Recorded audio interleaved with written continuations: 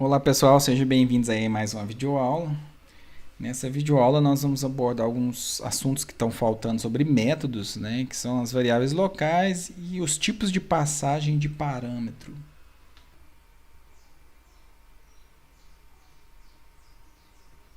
Bom, e o primeiro ponto que nós vamos conversar é sobre variáveis locais. Na verdade, eu quero apenas reforçar alguns pontos que a gente já conversou nas videoaulas anteriores. Bom, então aqui eu tenho três exemplos de métodos em que eu chamei de imprime várias linhas.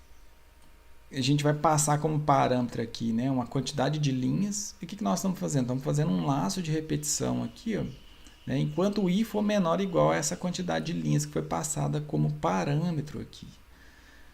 Então, aqui a gente tem uma variável local, né? Então, é uma variável de controle do laço, que a gente chama de i. Então, o i vai começar do 1, né? E esse i ele vai sendo incrementado aqui, ó, até que ele chegue, né, ao limite de linhas que devem ser impressas. Então, eu tenho essa variável local i. Nesse outro método que a gente simplesmente, ó, mas retorna, né, o nome de um aluno. Então, eu criei um nome fictício aqui, né? Tião José Silva. Ele é inserido dentro dessa variável local e depois a gente retorna essa variável local. E por último, a gente tem um outro método aqui, que na verdade é uma função, né, que retorna um valor float. O que ele faz? Ele calcula a área de um quadrado. Aí, para isso, eu usei uma variável auxiliar aqui, né, chamada área.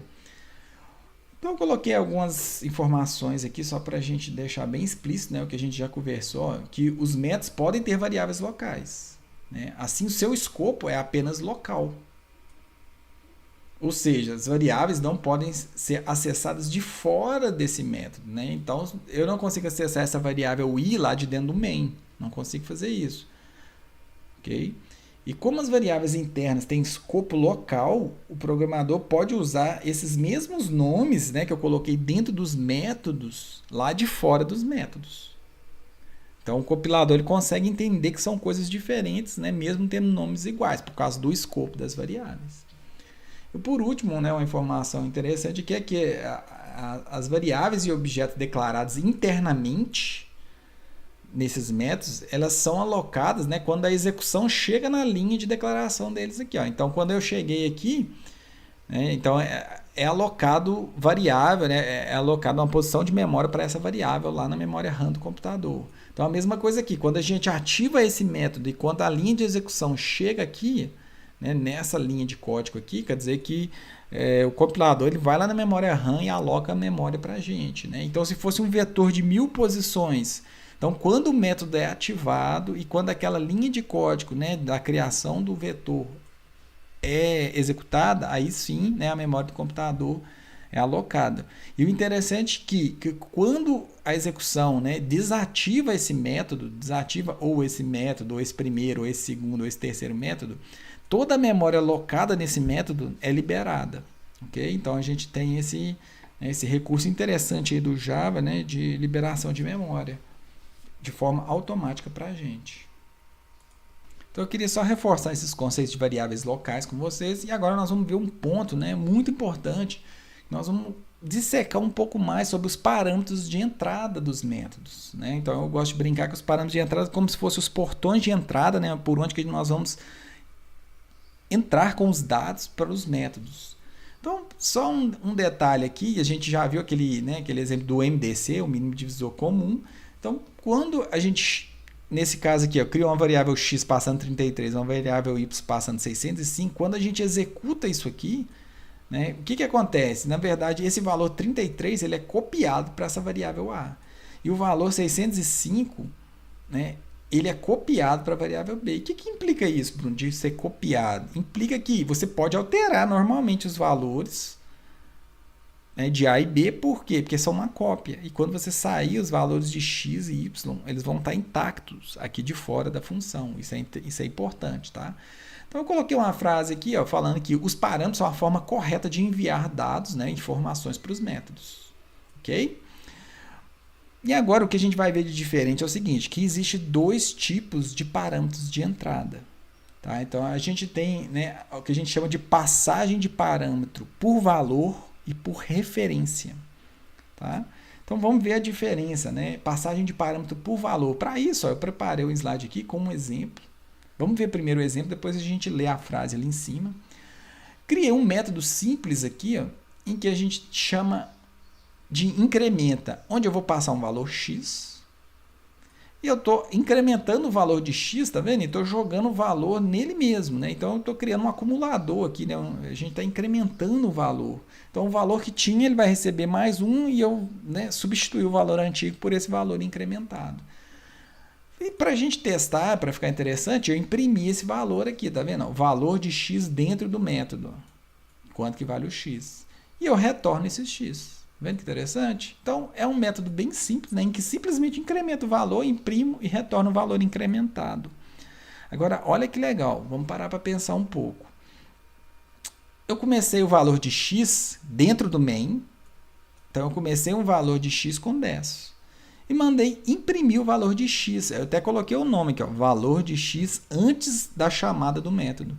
Então, aqui é bem tranquilo da gente entender que o valor impresso vai ser 10. Repare aqui para vocês verem, ó, onde que está o mouse aqui. Então, imprimiu, né, a primeira coisa a ser impressa é o 10. Ok? Até que eu chamei o método incrementa passando essa variável x. Repare que nesse exemplo eu estou usando até o mesmo nome de variável. Está vendo que aqui é uma variável x e aqui também é uma variável x? Mas lembre-se que são coisas diferentes, né? Essa variável x está no escopo do main e essa variável x ela está dentro do incrementa. Ok? Então, por mais que tenha nomes iguais, são coisas diferentes lá na memória RAM do computador.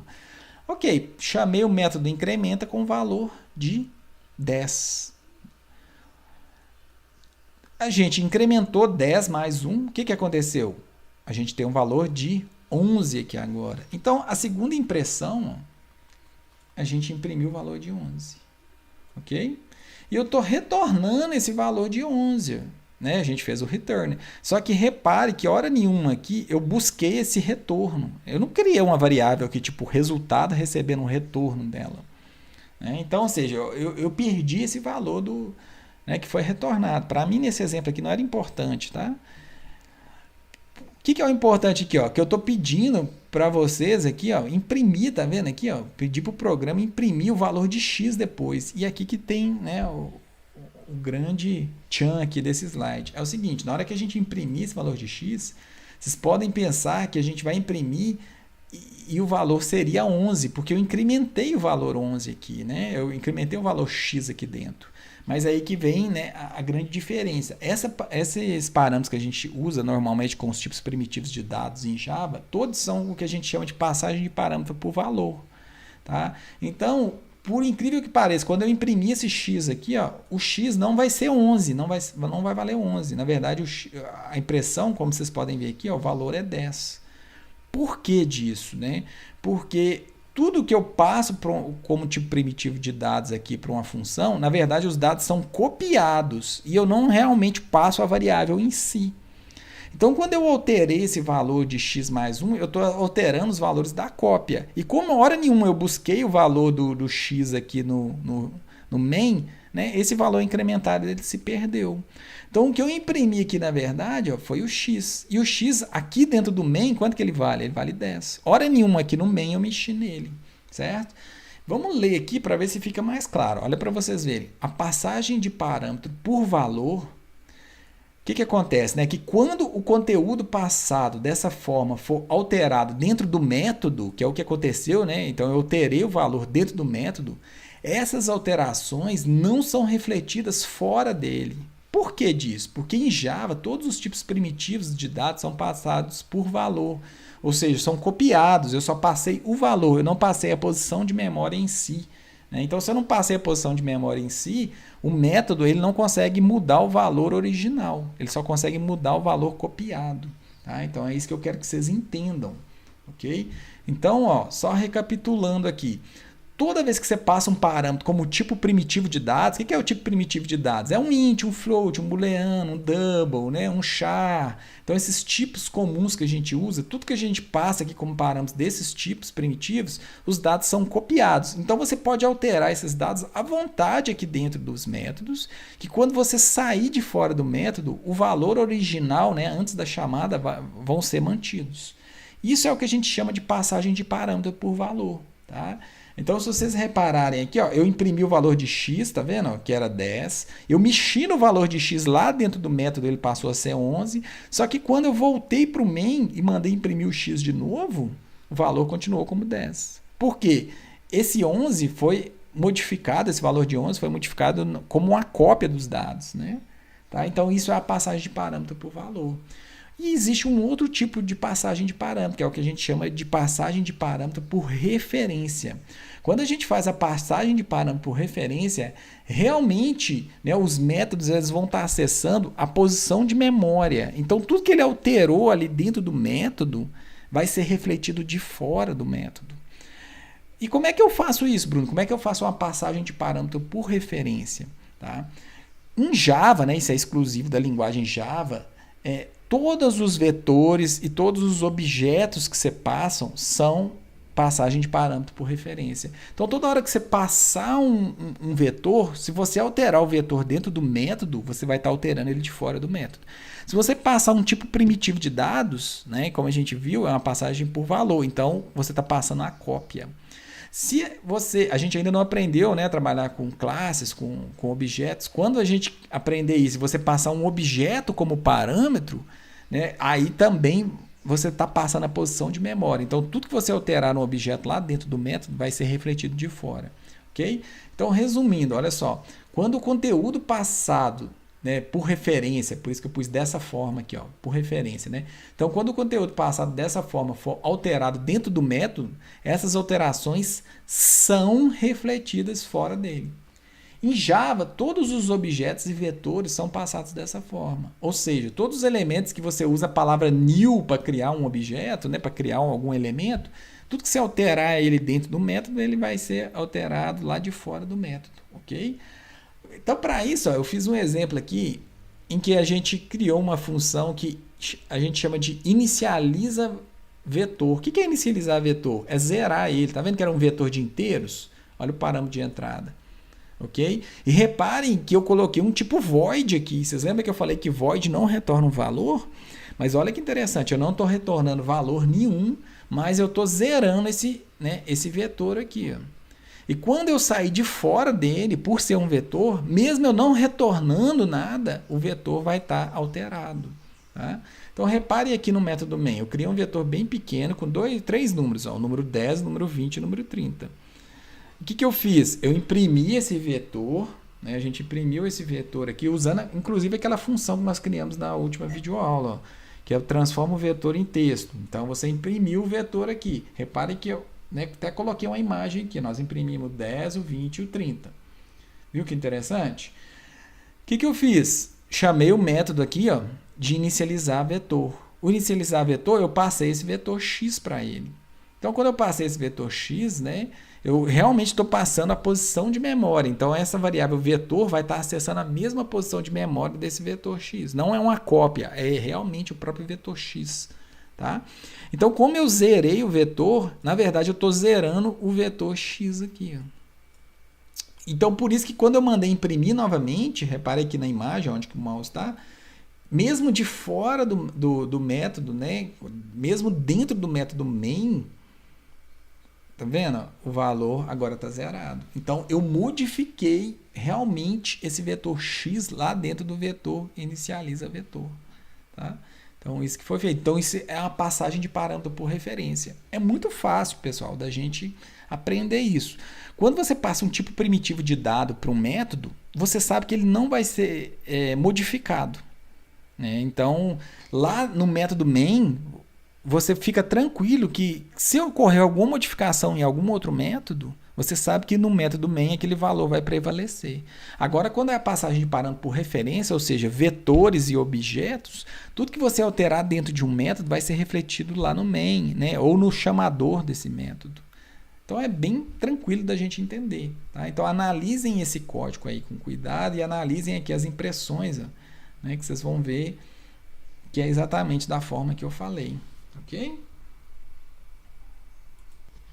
Bom, então, entendido A grande diferença das passagens de parâmetro, né, de entrada, a gente tem a entrada por valor e a gente tem a entrada por referência, onde, né, o tipo de parâmetro de entrada por valor, os dados são copiados, você pode modificar eles à vontade em um método, e de passagem de parâmetro por referência, né, onde os dados eles são, né, você realmente está alterando o dado original, né? Nós vamos fazer alguns exemplos. Entendido isso, nós vamos fazer alguns exemplos, né? Vamos começar com alguns exemplos simples e a gente vai incrementando isso aí, né, no decorrer das videoaulas, ok? Então, para isso eu colei um exemplo aqui para a gente fazer, ó, né? Vamos começar para a gente esquentar. Então, crie uma função. Se está falando que é uma função, você sabe que tem um retorno de dados, tá vendo? Então, crie uma função que receba o valor do produto e a porcentagem de desconto do produto. Então, aqui também a gente já tem, ó, os dados de entrada dessa função. Então, é uma função que recebe o valor do produto e a porcentagem de desconto. E essa função ela vai retornar o valor do produto considerando esse de desconto. Olha que interessante, né? Então, uma função bem tranquila da gente criar aí. Então, vamos usar a palavrinha publicStatic, que é o que a gente sabe até agora. Se é uma função, vai retornar um preço de um produto. Preço geralmente tem casa decimal, então podemos colocar como float. Ok? Vamos dar um nome para esse método. Calc desconto. Desconto. Quais são os dados de entrada? Gente, né? Vamos ter duas coisas para entrar: o valor e o desconto. Olha para vocês verem. Vamos tipar, né? Nós temos que tipar isso aqui, ó. As duas coisas podem ser float. Então, float e float. Olha que facilidade. Agora vamos criar o corpo do nosso método. Abri e fechei, né? Chave. Lembrando que como é uma função, se vocês quiserem colocar o return 0 aqui, ó, né, para assumir esse erro, ok. Vamos calcular o valor de desconto, né? O valor daquele produto, né, com desconto. Então, nós temos aqui, vamos criar uma variável auxiliar. Isso é opcional, ok? Em que a gente vai pegar o valor do produto, isso, vezes o desconto, a variável desconto. Isso aqui a gente pode dividir por 100. A gente já aprendeu esse tipo de cálculo, né? Lá nas primeiras aulas de algoritmo. Eu posso pegar, então, eu vou pegar esse valor menos, né, o desconto que eu tenho aqui, né? O valor aplicado ao que eu tinha aqui. Ok? Depois é só retornar o AUX.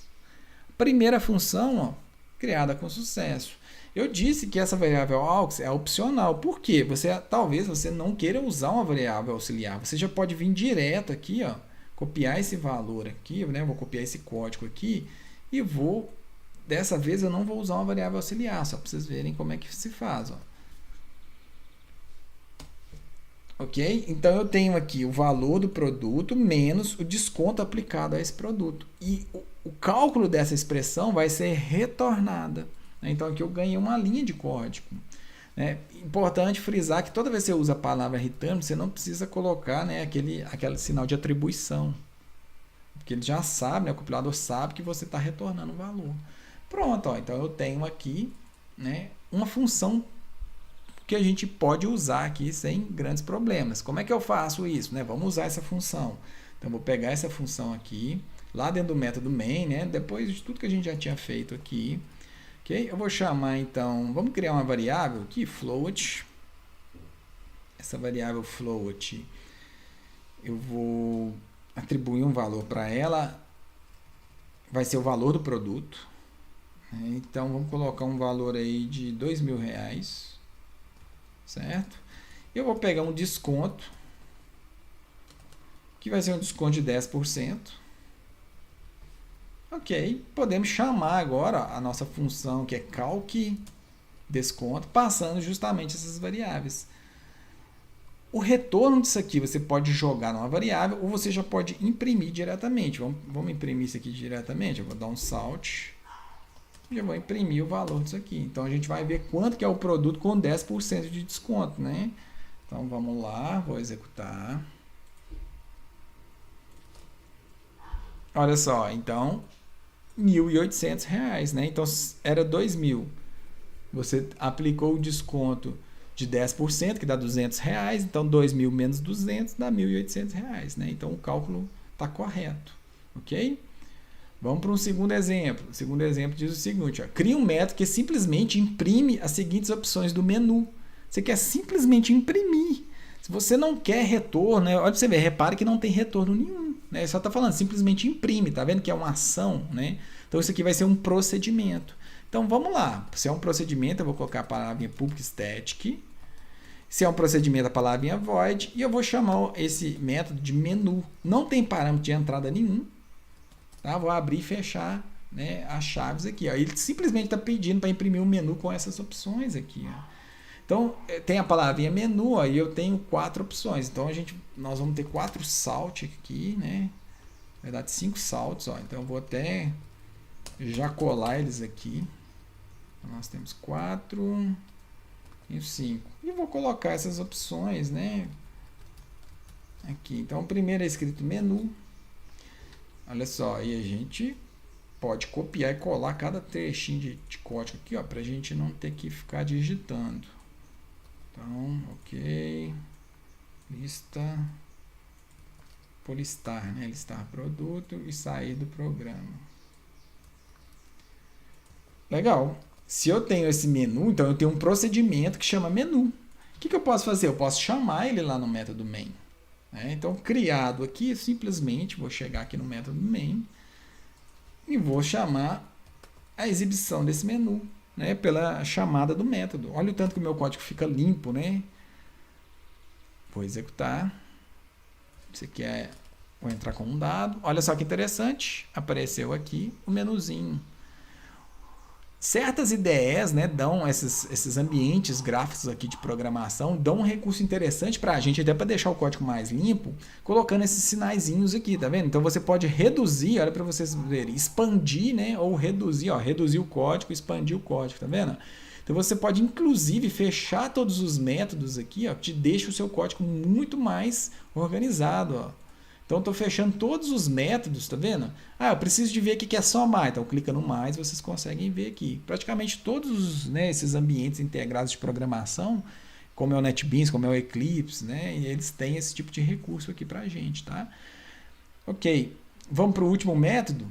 Ó, cria um método que recebe um vetor de números inteiros. Inverte os números, né, desse vetor, ou seja, o que está na primeira posição vai para a última, entenderam a ideia? Então eu quero inverter, né? Então vamos colocar até um exemplo aqui, ó. Exemplo, se você tem uma entrada com um vetor com esses números aqui, ó, a saída vai ser 3, 2 e 1, ok? Então essa aqui é a ideia. Lembrando que, como é um vetor, a passagem de parâmetro aqui é por referência, ou seja, se você modificar esse vetor original, você vai modificar o vetor, né, para sempre, ok? Então vamos lá, vamos criar um método aqui, ó, public static void inverter vetor. Você vai passar o vetor aqui, né? Então, cria um método, ó, que receba um vetor, beleza? Então, se tem que receber um vetor de inteiros, ó, vamos criar um vetor de inteiros aqui, ó. Vou chamar de v, tá? Então, o vetor original vai chamar v. E inverte o número deles. Aqui ele não, né? O exercício hora nenhuma mencionou se a gente poderia modificar, né, esse vetor original ou não. Então aí vai do seu interesse, se você quer modificar esse vetor original ou não, ok? Bom, para a gente inverter um vetor, eu vou percorrer até a metade do vetor, né, e vou inverter sempre, por exemplo, a primeira com a última posição, a segunda com a penúltima, né, a terceira com a antepenúltima. Então essa aqui vai ser a ideia. Vamos até colocar mais um número aqui, né, para ficar mais claro. Bom, então, como é que nós vamos fazer isso? Como aqui o exercício não disse se eu poderia alterar ou não o vetor original, eu vou alterar esse vetor original, tá? Então, eu vou simplesmente fazer um laço de repetição. E esse laço de repetição ele vai percorrer, então, desde a primeira posição. Geralmente, a gente pega o tamanho do vetor aqui, né, como limite. Só que, como eu disse, eu preciso percorrer só até a metade, porque com essa metade eu já vou intercalar os valores, né? Eu vou alterar os valores aqui da outra metade. Então, simplesmente vou fazer uma divisão por 2 aqui. Bruno, e se o número do vetor for ímpar? Não tem problema, né? Nós vamos pegar, então, como estava o exemplo aqui antes, ó, sem o 4, vamos pegar 3 dividido por 2, né? Numa divisão de inteiros, ele vai retornar 1. Então, eu vou mexer só nessa posição 1 aqui, né, com essa última aqui, ó, ok? Bom, uma outra informação que eu vou precisar para esse algoritmo vai ser pegar o tamanho do vetor. Eu vou precisar disso aqui, ó. Então eu vou usar uma variável aqui chamada limite, e essa variável limite vai receber o length. Então nós vamos pegar o length dele aqui, ok? E agora é muito tranquilo, né? O que eu vou precisar de fazer para inverter esse vetor? Eu vou precisar de uma variável auxiliar. Então eu vou até declarar ela aqui dentro do laço, toda hora eu vou ficar redeclarando ela, né? Para instanciar ela novamente. Eu vou pegar o vetor, o v na posição i, e vou armazenar ela na variável auxiliar. Por quê? Por que eu armazenei ela na variável auxiliar? Porque eu vou pegar, por exemplo, se for o primeiro elemento, né, eu vou pegar o último elemento e jogar nessa primeira posição. Então, para eu não perder o valor dessa primeira posição, eu joguei aqui, né, ela na variável auxiliar primeiro. Ok, como o valor está salvo, então agora eu posso substituir o valor que está aqui. Ó. Tá? Com o quê? Como é que a gente pode fazer? Eu vou pegar o vetor v, e nós vamos pegar esse limite, né, que tem o tamanho menos o i. Na primeira vez, o i vai estar valendo 0, então eu simplesmente vou estar pegando a primeira posição. Né? Então aqui é até interessante a gente fazer o quê? O menos 1 também. Né? Eu não coloquei o menos 1 aqui, porque a gente sabe que o índice começa do 0, então vai do 0 até o elemento menos 1. Então olha só que interessante, eu peguei, vamos supor então que o i está valendo 0. Então na posição 0 do vetor, eu estou pegando e jogando quem? O limite, né? Porque o limite menos 0, olha o i aqui. Então, ou seja, eu estou acessando a última posição do vetor aqui e jogando na primeira posição do vetor. Feito isso, eu já inverti. Agora eu preciso jogar esse valor aux, né, lá na última posição. Então, vou pegar esse trechinho de código aqui e vou usar a variável aux. À medida, né, que o laço for rodando, ó, a variável i ela vai sendo modificada, então eu vou diminuindo esse limite, né, limite menos... Então, por exemplo, vamos supor que o vetor tem 10 posições. No primeiro laço, né, então vai ser 9 menos 0, vai dar 9. No segundo já vai ser 9 menos 1, né, porque o i está valendo 1. Depois 9 menos 2, então eu vou diminuindo, né, esse valor aqui de acordo com a variável do i aqui. Okay? Então aqui eu consigo inverter. E tudo que eu estou fazendo aqui nesse vetor v, eu estou realmente fazendo no vetor externo. Ok? Beleza, no final, isso a passagem de parâmetro por referência nos garante. Então no final eu vou retornar esse vetor v aqui. Ó.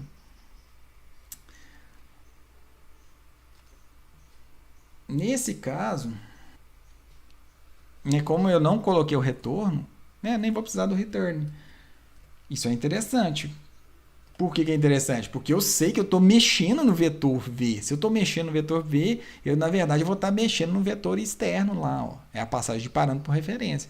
Então, ok. Vamos chegar aqui depois do menu, vamos executar essa outra ação. Né? Então, vamos criar um vetor aqui de, sei lá, números.